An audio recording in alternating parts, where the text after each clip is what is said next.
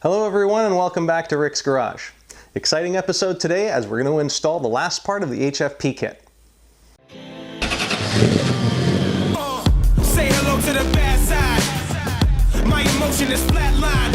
Hungry demon, what I'm seeing is snack time. When I rush in the grab, I better run from the path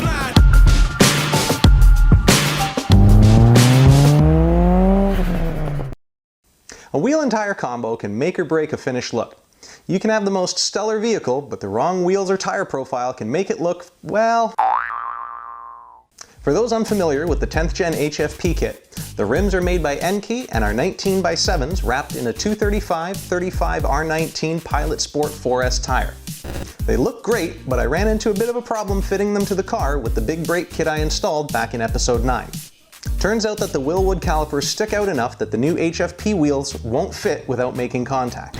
Now I may do a separate video on rims in the future and I'll cover things like rim offsets, positive, negative, and so on, but for now the term that matters is Hubcentric.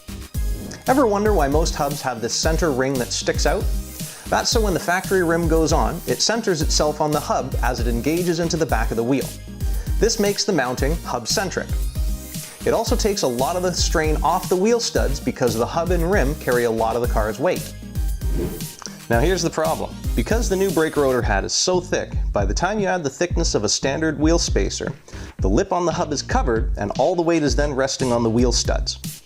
As a result, I decided on some hub-centric studded spacers made by H&R. They have the same lip that does the job of the factory hub, and these are cool because they're also available as wheel adapters with different bolt patterns.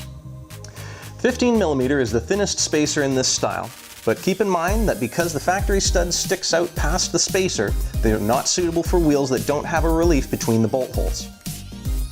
Once the spacer is on using the proper sequence and torque to the manufacturer's spec, the HFP wheels can go on the car hub-centrically.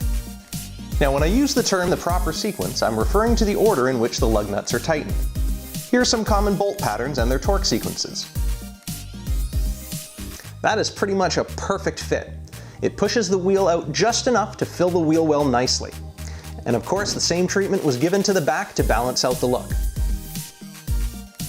Now keep in mind that it's a good idea to double check the torque in about 100 kilometers or so, and that goes the same for the wheels 100 kilometers after that. Also, something good to know is that when it comes time to remove the spacers, you may find that they're stuck on the car and don't want to come off. Now when this happens to you, don't panic, there's really only one good way to remove them, and that's by using the rim itself. Just mount the wheel back on the car, tightening one wheel lug, and use the rim itself as leverage to remove the spacer. As long as I've been into cars, wheel spacers have had a really bad rap for being unsafe. On my car they're a necessity, but even if you want to use them to get a more aggressive stance, don't worry.